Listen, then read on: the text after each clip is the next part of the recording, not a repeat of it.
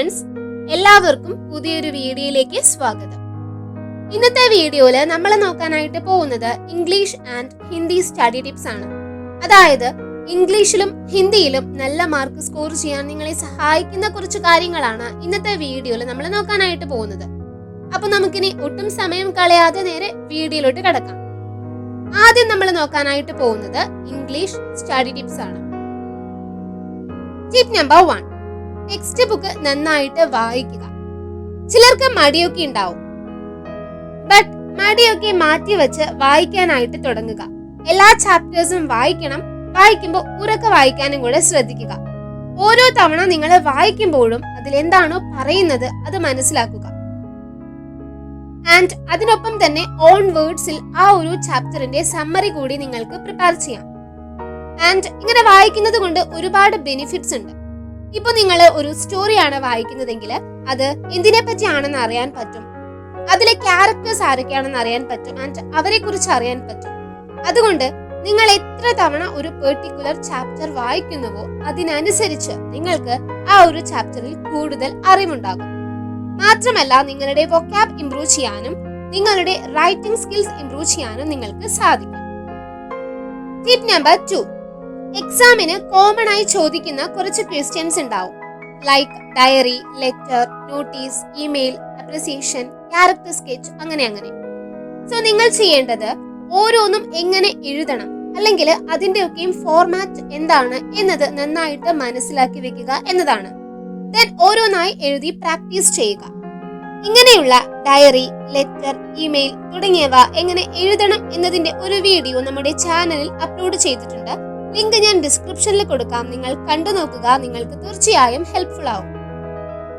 Tip number 3, നിങ്ങളുടെ grammatical errors അല്ലെങ്കിൽ spelling mistakes കുറയ്ക്കാനും ഏതൊരു കാര്യവും നല്ല രീതിയിൽ എഴുതാനുമായിട്ട് നിങ്ങൾ ചെയ്യേണ്ട ഒരു കാര്യം എന്ന് പറയുന്നത് പ്രാക്ടീസ് ചെയ്യുക എന്നതാണ്.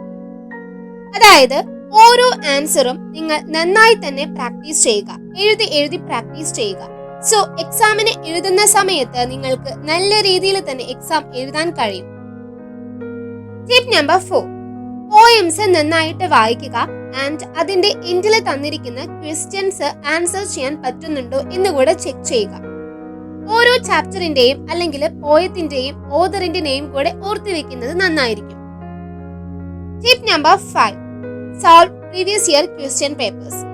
സോ ഇതിലൂടെ നിങ്ങൾക്ക് ഒരുപാട് ബെനിഫിറ്റ്സ് ആണ് ലഭിക്കുന്നത്. ലൈക്ക് ഇമ്പോർട്ടന്റ് ക്വസ്റ്റ്യൻസ്, റിപ്പീറ്റഡ് ആയിട്ട് ചോദിച്ചിരിക്കുന്ന ക്വസ്റ്റ്യൻസ് ഒക്കെ ഫൈൻഡ് ഔട്ട് ചെയ്യാൻ കഴിയും. ആൻഡ് അതുപോലെ തന്നെ ക്വസ്റ്റ്യൻ പേപ്പർ പാറ്റേൺ എങ്ങനെയാണെന്ന് അറിയാനും കഴിയും.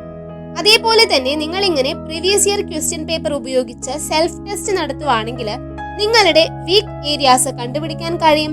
ആൻഡ് നിങ്ങൾക്ക് ആ ഏരിയയിൽ മോർ കോൺസെൻട്രേറ്റ് ചെയ്യാം. അങ്ങനെ ആ ഒരു വീക്ക് ഏരിയ ഇംപ്രൂവ് ചെയ്യാനും കഴിയും. അതേപോലെ തന്നെ ഇമ്പോർട്ടന്റ് ആയിട്ടുള്ള ഒരു കാര്യമാണ് ഹാൻഡ് റൈറ്റിംഗ്.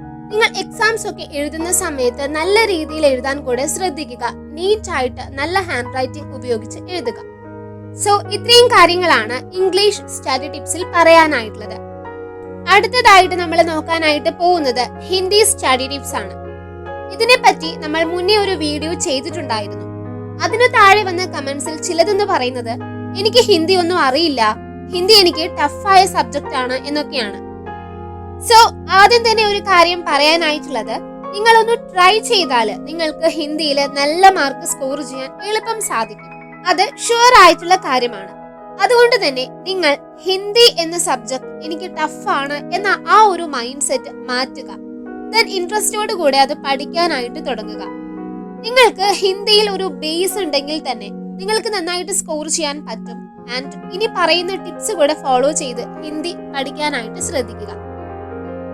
ടിപ്പ് നമ്പർ 1, ഓരോ ചാപ്റ്ററും നന്നായിട്ട് വായിക്കുക. ഓരോ ലൈൻ വായിക്കുമ്പോഴും ശ്രദ്ധിച്ച് വായിക്കുക. അതേപോലെ ടെക്സ്റ്റ് ബുക്ക് വായിക്കുമ്പോൾ നിങ്ങൾക്ക് മീനിങ് അറിയാത്ത ഹിന്ദി വാക്കുകൾ ഉണ്ടാവുമല്ലോ, അതിന്റെ മീനിങ് കണ്ടുപിടിച്ച് ആ വാക്കിന് മുകളിലായിട്ട് മീനിങ് എഴുതുക. സോ അതിലൂടെ പുതിയതായി നമുക്ക് തോന്നുന്ന വാക്കുകളുടെ മീനിങ്ങും പഠിക്കാനായിട്ട് സാധിക്കും. അതിനൊപ്പം എക്സാംസ് എഴുതുന്ന സമയത്ത് നല്ല രീതിയിൽ എഴുതാനും നിങ്ങൾക്ക് കഴിയും. ടിപ്പ് നമ്പർ 2, ഓരോ ചാപ്റ്റർ പഠിക്കുമ്പോഴും അതിലെന്താണ് പറയുന്നത് എന്നത് നിങ്ങൾ തീർച്ചയായും മനസ്സിലാക്കിയിരിക്കണം. അല്ലാതെ വായിക്കുമ്പോൾ ചുമ്മാ ആർക്കോ വേണ്ടി വായിക്കുന്നത് പോലെ ഒരിക്കലും വായിക്കരുത്. Tip number 3. അടുത്ത കാര്യം എന്ന് പറയുന്നത് റൈറ്റർ അല്ലെങ്കിൽ പോയറ്റിന്റെ പേരുകൾ പഠിച്ചു വെക്കുക എന്നതാണ്. ചിലപ്പോൾ നമുക്ക് വൺ വേർഡ് ആയിട്ട് ചോദിച്ചെന്ന് വരും. അതല്ല എന്നുണ്ടെങ്കിൽ ലോങ് ആൻസേഴ്സ് എഴുതുന്ന സമയത്ത് കൂടെ റൈറ്ററിന്റെ പേര് എഴുതുകയാണെന്നുണ്ടെങ്കിൽ കുറച്ചുകൂടെ നന്നായിരിക്കും. അതുകൊണ്ട് റൈറ്ററിന്റെ പേര് നിങ്ങൾ ഓർത്തു വെക്കുക. Tip number 4. റൈറ്റിംഗ് സെക്ഷനിൽ നിങ്ങൾക്ക് ചോദിക്കാൻ സാധ്യതയുള്ള ക്വസ്റ്റ്യൻസ് ഉണ്ടാവുമല്ലോ. ലൈക്ക് പത്ര, ഡയറി, ആസ്വാദൻ ടിപ്പി, കഥാപാത്ര നിരൂപണം, അങ്ങനെ. സോ അതൊക്കെയും നന്നായിട്ട് നോക്കി വെക്കുക. അതേപോലെ തന്നെ ഗ്രാമർ സെക്ഷനും വളരെ ഇമ്പോർട്ടന്റ് ആണ്. കുറച്ച് മാർക്കേ ഉള്ളൂ എന്ന് പറഞ്ഞ് അത് നിങ്ങൾ ഒരിക്കലും പഠിക്കാതിരിക്കരുത്. ഗ്രാമർ സെക്ഷനും നന്നായിട്ട് തന്നെ നിങ്ങൾ പഠിക്കുക. Tip number 5. Sample papers or previous year question papers solve ചെയ്യുക. And this is one of the most important thing. ഇങ്ങനെ നിങ്ങൾ ക്വസ്റ്റ്യൻ പേപ്പർ സോൾവ് ചെയ്യുമ്പോൾ ഒരു ടൈമർ കൂടെ സെറ്റ് ചെയ്യുക. നോർമലി നിങ്ങളുടെ എക്സാമിന് എത്ര ടൈം നിങ്ങൾക്ക് ലഭിക്കും ആ ഒരു സമയത്തിനനുസരിച്ച് വേണം ടൈമർ സെറ്റ് ചെയ്യാനായിട്ട്. സോ ആ ഒരു സമയത്തിനുള്ളിൽ നിങ്ങൾ അത് കംപ്ലീറ്റ് ചെയ്യാൻ കൂടെ ശ്രദ്ധിച്ചിരിക്കണം. ബിക്കോസ് ലാംഗ്വേജ് പേപ്പർ ആവുന്ന സമയത്ത് നമുക്ക് ഒരുപാട് എഴുതാനായിട്ടുണ്ടാവും. അതുകൊണ്ട് തന്നെ ടൈം മാനേജ്മെന്റിന് വളരെ ഇമ്പോർട്ടൻസ് ആണ് ഉള്ളത്. സോ ഇങ്ങനെ സെൽഫ് ടെസ്റ്റ് നടത്തി നിങ്ങൾക്ക് നിങ്ങളെ തന്നെ ഇംപ്രൂവ് ചെയ്യാവുന്നതാണ്. Tip number 6. അടുത്ത ഒരു കാര്യമാണ് പേപ്പർ പ്രസന്റേഷൻ എന്ന് പറയുന്നത്. നിങ്ങൾ എക്സാമിന് എഴുതുന്ന സമയത്ത് വൃത്തിയിൽ എഴുതാനായിട്ട് ശ്രദ്ധിക്കുക.